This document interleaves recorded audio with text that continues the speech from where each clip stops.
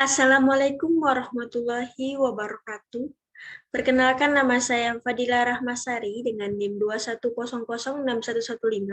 Saya BP 2021. Di sini saya ingin menjelaskan tentang konsep dasar asesmen non-tes. Yang akan saya jelaskan yaitu tentang penggunaan asesmen non-tes.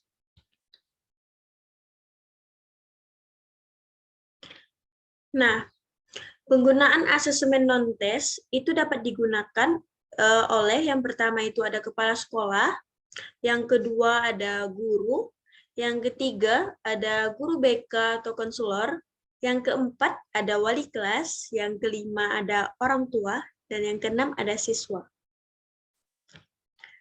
Sebelum kita masuk ke penggunaan asesmen baik non-tes itu, kita harus mengetahui dulu apa itu asesmen.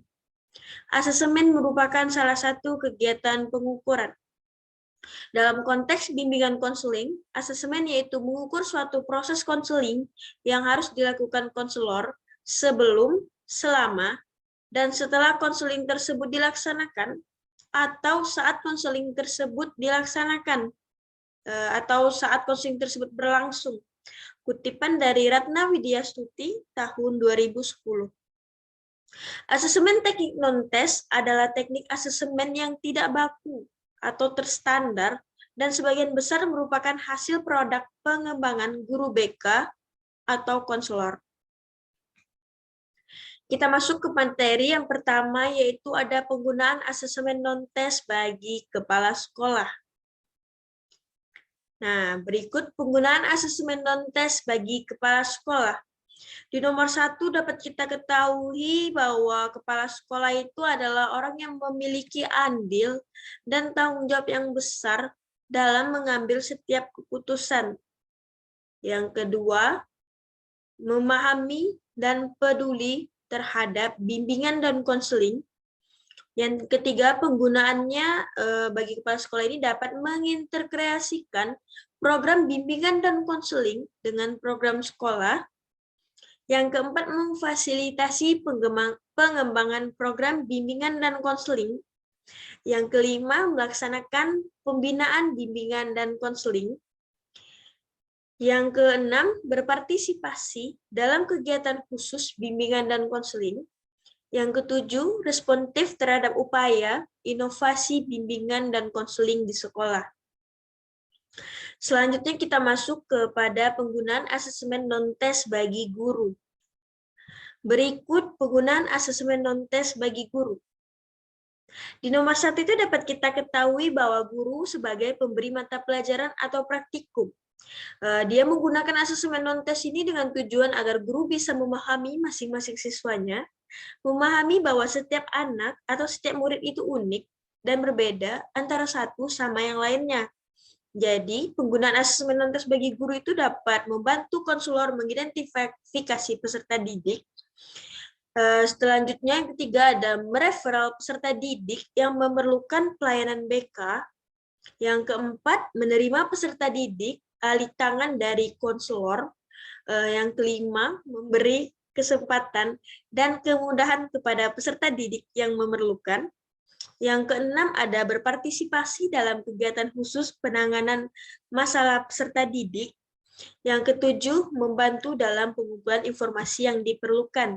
Itu dia tadi beberapa penggunaan asesmen non-tes bagi guru. Selanjutnya kita masuk kepada penggunaan asesmen non-tes bagi guru BK atau konselor. Berikut penggunaan asesmen non-tes bagi guru BK atau konselor. Wah, ada 9 ya. Yang pertama itu untuk keperluan bahan diagnosis belajar maupun kesulitan belajar. Yang kedua itu melaksanakan pelayanan konseling. Yang ketiga, merencanakan program bimbingan dan konseling untuk satu waktu tertentu. Yang keempat, menilai proses dan hasil pelaksanaan bimbingan dan konseling. Yang kelima, menganalisis hasil pelayanan bimbingan dan konseling. Yang keenam, melaksanakan tindak lanjut berdasarkan hasil penilaian bimbingan dan konseling. Yang ketujuh, mempertanggungjawabkan pelaksanaan tugas dalam bimbingan dan konseling secara menyeluruh kepada koordinator BK serta kepala sekolah. Yang kedelapan, mempersiapkan, menerima, dan berpartisipasi aktif dalam kegiatan kepengawasan terkait dalam pelaksanaan program bimbingan dan konseling. Yang kesembilan, berkolaborasi dengan guru mata pelajaran. Itu dia tadi beberapa penggunaan asesmen non-tes bagi guru BK atau konselor. Selanjutnya kita masuk pada penggunaan asesmen non-tes bagi wali kelas. Berikut penggunaan asesmen non-tes bagi wali kelas. Yang pertama, bertanggung jawab dalam mendidik, menjaga, dan membantu berkembangnya potensi siswa di kelas.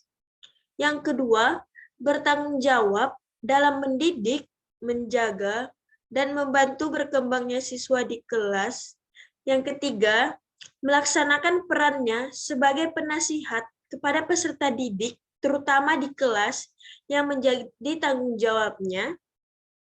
Yang keempat itu ada memberikan kesempatan atau membantu memberikan kesempatan dan kemudahan bagi peserta didik. Yang kelima, berpartisipasi aktif dan konferensi kasus. Yang keenam, mereferal peserta didik yang memerlukan pelayanan BK kepada konselor. Itu dia tadi yang dapat saya sampaikan dari penggunaan asesmen non-tes bagi wali kelas.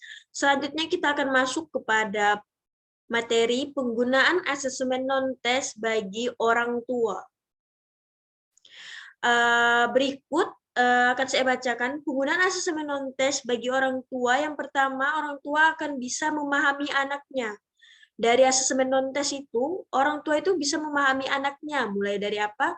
Mulai dari kelemahan anaknya dan kelebihan anaknya, sehingga orang tua tersebut dapat membimbing anaknya secara benar dalam memilah yang mana kelemahan anaknya, dalam memilah kelebihan anaknya. Dari mengetahui dua itu, ia akan menjadi seorang orang tua yang membimbing anaknya secara benar. Untuk yang kedua, itu memberikan support atau dorongan kepada anaknya dalam hal apapun demi mengembangkan minat dan bakatnya.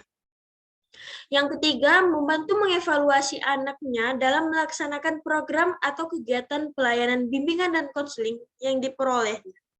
Itu dia tadi penggunaan asesmen non-tes bagi orang tua. Selanjutnya yang terakhir kita masuk ke penggunaan asesmen non-tes bagi siswa. Apa sajakah? Nah, berikut penggunaan asesmen non-tes bagi siswa. Ada 4. Yang pertama, siswa lebih mengenal dirinya, kelemahannya, kelebihannya, dan permasalahan yang dihadapi.